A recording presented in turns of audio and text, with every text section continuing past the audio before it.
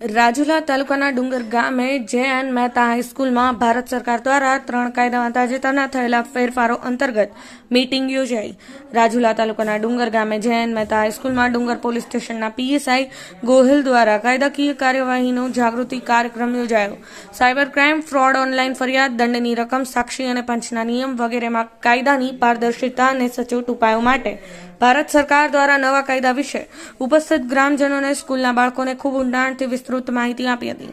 Rajula CPI પલાશ દ્વારા પોલીસની સેવાકીય કામગીરીનો ઉલ્લેખ કરેલ હતો. કાયદો આઈપીસી, બીએનએસ, સીઆરપીસી, બીએનએસએસ, પુરાવો, સાક્ષ્ય અધિનિયમ અને પીએસઆઈ ગોહિલ સાહેબ દ્વારા એક ભારતીય ન્યાય સંહિતા બીએનએસ 2023 હવે 1860 બનેલા ભારતીય દંડક સંહિતાની આઈપીસીના સ્થાને લાગુ કરવામાં આવી તે સમજાવ્યું હતું.